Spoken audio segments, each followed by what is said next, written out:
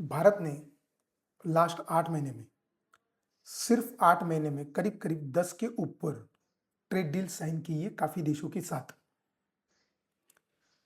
बिल्कुल आवाज किए बिना, बिल्कुल शांति से। लेकिन उसका असर, उसका जियोपॉलिटिकल असर हर जगह पे अब गूंज रहा है। इसी के बारे में हम लोग बात करते हैं। जून 2025 में भारत ने साइप्रस के साथ करार किया। जुलाई में, मतलब 1 महीने के बाद, यूनाइटेड किंगडम के साथ बड़ा ट्रेड अंडरस्टैंडिंग हुआ। फिर अक्टूबर में, यानी कि सिर्फ 2 महीने के बाद, ईएफटीए ग्रुप के साथ, मतलब आइसलैंड, लिंचेस्टाइन, नॉर्वे और स्विट्जरलैंड, इन 4 विकसित अर्थव्यवस्था के साथ फ्री ट्रेड एग्रीमेंट फाइनलाइज हुआ। दिसंबर में ओमान के साथ समझौता हुआ। उसी दिसंबर में न्यूजीलैंड के साथ भी प्रगति हुई। फिर जनवरी में यूरोपियन यूनियन के साथ सबसे बड़ी डील साइन हुई, जिसको कहते हैं मदर ऑफ ऑल डील्स। इसी महीने में यूनाइटेड स्टेट्स के साथ, मतलब अमेरिका के साथ इंटरिम ट्रेड डील भी साइन हुई।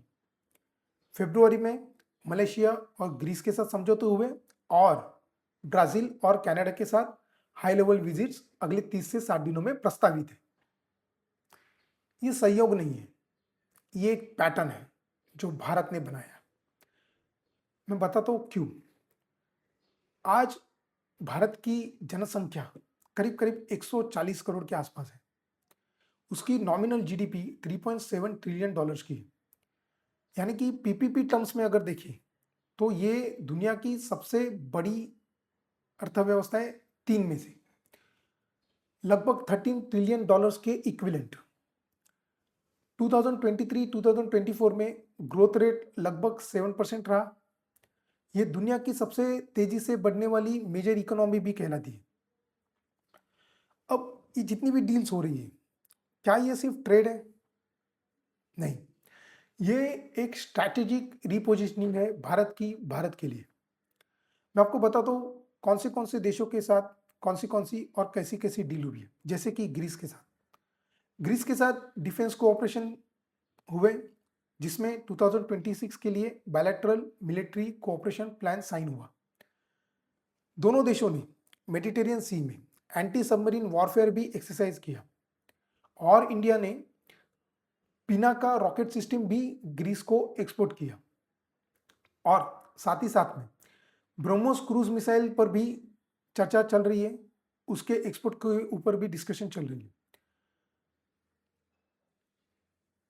भारत का जो डिफेंस एक्सपोर्ट था वो 2014 में अगर आप देखें तो सिर्फ और सिर्फ 1500 करोड़ डॉलर्स का था। आज 2023-24 की बात कर रहा हूं मैं, वो 21,000 करोड़ के ऊपर चले गया। यानी कि 10 वर्षों में, सिर्फ 10 वर्षों में 14 गुना वृद्धि हुई। साथ ही साथ में आईएमईसी, मतलब इंडिया मिडल ईस्ट कॉरिडोर, ये कॉरिडोर इंडिया से यूरोप शिपिंग टाइम करीब करीब 30 से लेके 40% तक कम कर सकता है। सुएज कैनल भी बाईपास करने की एक क्षमता रखता है। और आने वाले दशक में भारत इसमें इन्वेस्ट कर रहा है, hundreds of billions of dollars के इन्वेस्टमेंट कर रहा है और इंफ्रास्ट्रक्चर इसका बन रहा है। यूरोपियन यूनियन के साथ भी जो डील हुई, इसका मतलब क्या है मैं आपको बताऊं, जिसको मदर ऑफ ऑल डील्स कहते हैं। 27 देशों का आपको बाजार मिल गया और ईयू की, मतलब यूरोपियन यूनियन की कंबाइंड जीडीपी है 16 ट्रिलियन डॉलर्स और वहां पर करीब करीब 450 मिलियन कंज्यूमर्स हैं। काफी हाई परचेसिंग कंज्यूमर्स होते हैं, वो हाई परचेसिंग पावर होती है उनकी। अगर इंडिया ने ईयू में सिर्फ 2% या 3% से भी एक्सपोर्ट शेयर बढ़ाया तो annual billions of dollar additional revenue हमें मिल सकता है। यूनाइटेड स्टेट्स के साथ भी जो इंटीरियम डील साइन हुई है, तारीफ में 25% से लेके वो घटाकर 18% वो कर दिए। 2023 में लगभग 190 बिलियन डॉलर्स का आंकड़ा इंडिया और यूएस ट्रेड में पार कर चुका था। और अभी जो डील हुई है, इसमें एनर्जी परचेस के ऊपर 500 बिलियन डॉलर तक का लॉन्ग टर्म कमिटमेंट डिस्कशन हुआ है। लेकिन जब ये ज्वाइंट फैक्ट शीट भारत के पास आई तो भारत ने उसमें से एक वर्ड चेंज कर दिया। वो था कमिट की जगह पर इंटेंट। मतलब भारत $500 बिलियन तक का धंधा आपके साथ करना चाहता है और हम लोग इच्छा रखते हैं कि आपके साथ $500 का बिलियन डॉलर्स का धंधा हो, लेकिन हम लोग किसी भी तरीके की कमिटमेंट आपको नहीं दे सकते।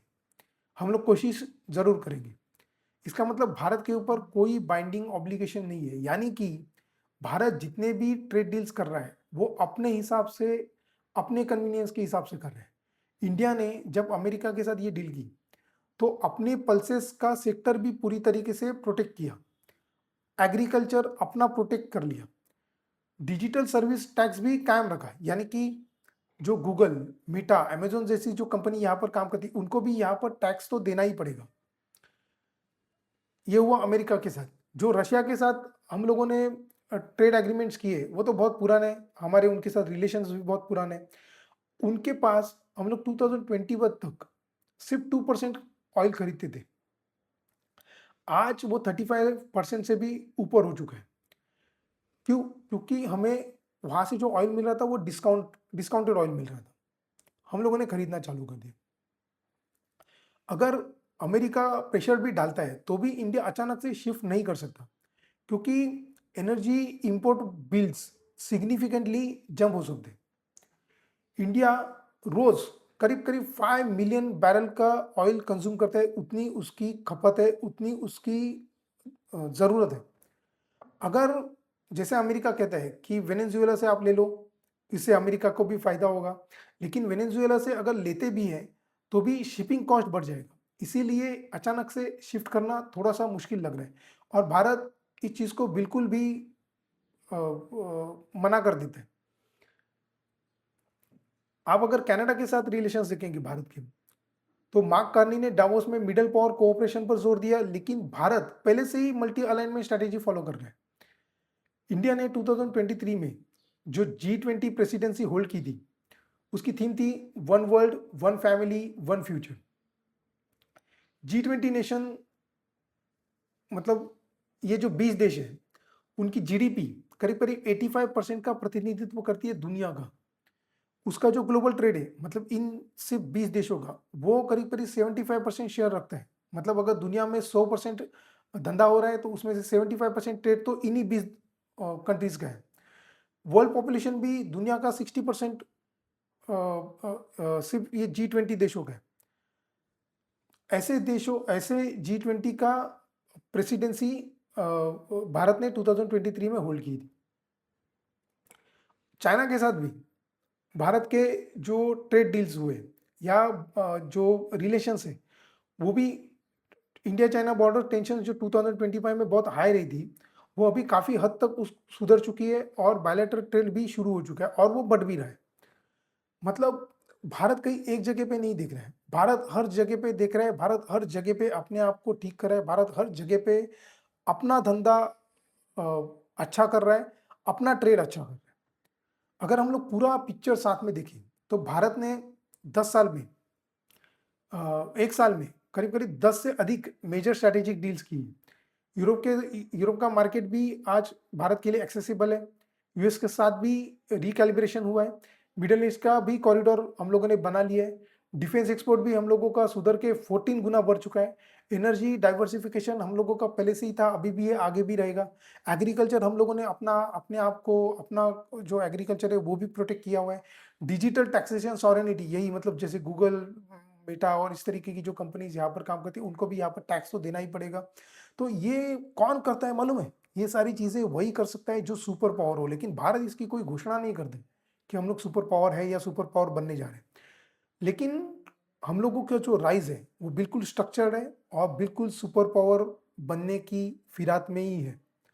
इंडिया दुनिया को मैसेज देता है कि हम लोग किसी भी अलायंस के ऊपर डिपेंडेंट नहीं है, मतलब किसी एक अलायंस के ऊपर हम लोग डिपेंडेंट नहीं है। हम लोग इश्यू बेस्ड कोalition बिल्ड करते हैं, यानी कि जैसे रशिया के साथ या मिडल ईस्ट के साथ हम लोग ऑयल के लिए कोalition बिल्ड कर रहे हैं, जैसे अमेरिका के साथ, जापान के साथ हम लोग टेक्नोलॉजिकल कोalition बिल्ड करते हैं। हम लोग आपको हमारा मार्केट भी यूज करने देंगे जो 140 करोड़ का लोगों का है, लेकिन उसका लिवरेज जरूर हम लोग इस्तेमाल करेंगे। हम लोग वेस्ट के साथ भी एंगेज करेंगे, हम लोग रशिया के साथ भी एनर्जी मैनेज करेंगे और हम लोग चाइना के साथ भी बॉर्डर मैनेज करेंगे। हमारे नंबर्स झूठ नहीं बोलते। हमारी ग्रोथ 7% की है, हमारी इकोनॉमी 3.7 ट्रिलियन डॉलर्स की है, हमारा यूएस के साथ सिर्फ ट्रेड 190 बिलियन यूएस डॉलर का है, 16 ट्रिलियन डॉलर का ईयू एक्सेस मार्केट का एक्सेस हमारे पास है, 21,000 करोड़ डिफेंस का एक्सपोर्ट हम लोग कर चुके हैं और आगे ये बढ़ रहा है। 5 मिलियन बैरल का हम लोगों का पर डे का एनर्जी कंजम्पशन से, ये कोई छोटा देश ये नहीं है, ये केवल डिप्लोमेसी भी नहीं है, ये भारत की अपने आप की पोजिशनिंग है और भारत अपने आप को रिपोजिशन कर रहा है। अगले 10 वर्षों में अगर इंडिया एवरेज 6% का भी ग्रोथ ले तो 2035 तक जीडीपी करीब करीब 7 से लेके 8 ट्रिलियन डॉलर्स की रेंज में पहुंच जाएगी, यानी कि वर्ल्ड के टॉप 3 इकोनॉमीज में स्थिर स्थान मिल जाएगा। भारत महासत्ता तो बनेगा ही बनेगा, लेकिन हम लोग इसकी कोई घोषणा नहीं करेंगे, हम लोग इसकी कोई भी अनाउंसमेंट नहीं करते, लेकिन हमारा साइलेंट आर्किटेक्चर हम लोग बिल्ड कर रहे हैं। और जियोपॉलिटिकल वर्ल्ड में आर्किटेक्चर ही हमेशा हेडलाइन से भी अधिक प्रभावशाली होता है, अधिक शक्तिशाली होता है।